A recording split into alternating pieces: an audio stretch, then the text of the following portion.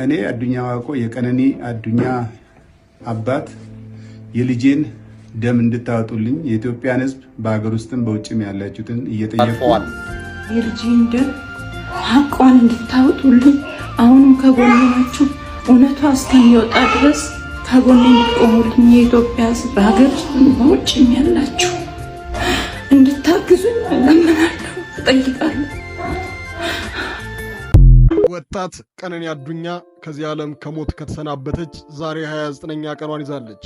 ባለፉት 29 ቀናት ውስጥ ስለሟች ቀነኒ አዱኛ በርከት ያሉ መረጃዎችና ሐሳቦች ሲወጡ ስንመለከት ቆይተናል። በቤተሰቦቻቸው በኩል በተለይ ደግሞ እናትና አባቷ የእርዳታ ጥሪ የኢትዮጵያ ሕዝብ ከጎናቸው እንዲቆም በተደጋጋሚ ጊዜ ጥሪ አቅርበዋል። የሟች ፍቅረኛ የሆነው ድምፃዊ አንዱዓለም ጎሳ ለሶስተኛ ጊዜ ፍርድ ቤት ቀርቧል። ነገር ግን የፌዴራል ፖሊስ የሟች ቀነኒ አዱኛ ፎረንሲክ የምርመራ ውጤት ገና አልደረሰኝም ሲል 14 ተጨማሪ ቀናቶችን ጠይቋል። በዛሬው ዕለት በችሎቱ የፖሊስ ምርመራ ውጤት የሚጠበቅ የነበረ ቢሆንም ፖሊስ የ15 ሰዎችን መረጃ በማሰባሰቡን በመግለጽ ነገር ግን የፎረንሲክ ውጤት ባለመድረሱ ነው ተጨማሪ ቀናት ያስፈለጉት። የድምፃዊ አንዱዓለም ጎሳዬ የግል ጠበቃ በበኩሉ የቀነኒ አዱኛ ዲያሪ ወይም ደግሞ የየዕለት ሐሳቧን የምትጽፍበት ደብተር እሱ እጅ ላይ እንዳለና ቀነኒ ራሷን ማጥፋቷ ተደጋጋሚ ሙከራ ማድረጓን ዲያሪዋ ላይ ጽፋ እንዳገኘው በመግለጽ ተጨማሪ የጊዜ ቀጠሮ መፈቀድ የለበትም፣ አንዱዓለም የዋስ መብቱ ሊጠበቅ ይገባል ሲል የተከራከረ ሲሆን በተጨማሪም ከስር ወጥቶ ለፋሲካ የሙዚቃ ስራውን ያቀርባል የሚለው የተሳሳተ ነው፣ ሊታረም ይገባል በማለት ተናግሯል።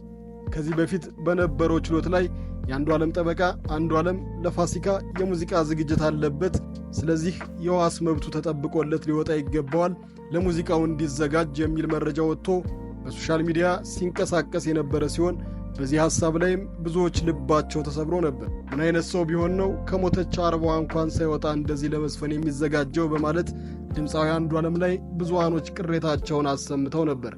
ታዲያ ይህንን ነገር ጠበቃው ዛሬ በዋለው ችሎት ላይ አንዱዓለም በፍጹም ለመዝፈን ሐሳብ የለውም፣ ይህ የዩቲዩብ የተሳሳተ መረጃ ነው ብለዋል።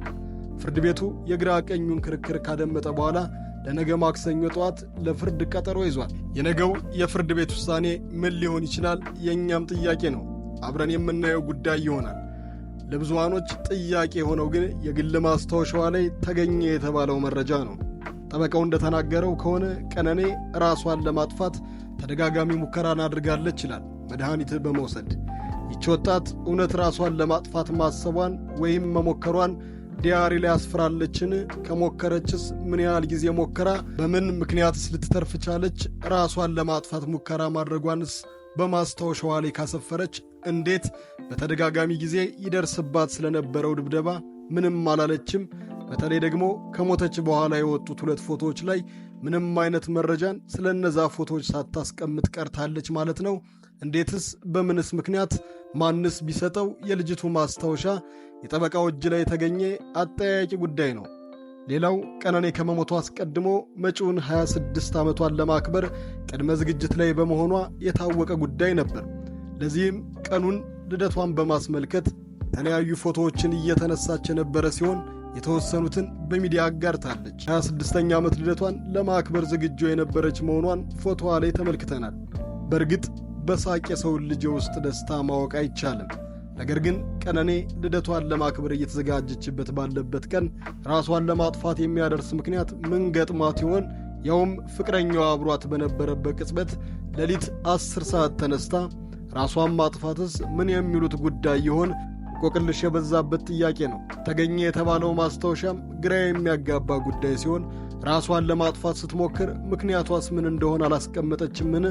አባቷ እንደተናገሩት ጠንካራ ሴት ነች፣ ራሷን የምታጠፋበት ምንም አይነት ምክንያት አይኖራትም ብለውናል። ታዲያ ሐቁ የቱ ጋር ነው ያለው? ነገ ማክሰኞ ጠዋት የምንሰማው ይሆናል። ተከታትለንም እናሳውቃችኋለን። ቻናላችን ሰብስክራይብ፣ ሼር፣ ላይክ በማድረግ ቤተሰብ ይሁኑ። የልጄን ደም ሐቋን እንድታወጡልኝ አሁንም ከጎኔ ናችሁ። እውነቷ እስከሚወጣ ድረስ ከጎኔ እንድትቆሙልኝ የኢትዮጵያ ሕዝብ በሀገር ውስጥም በውጭም ያላችሁ እንድታግዙኝ እለምናለሁ፣ እጠይቃለሁ።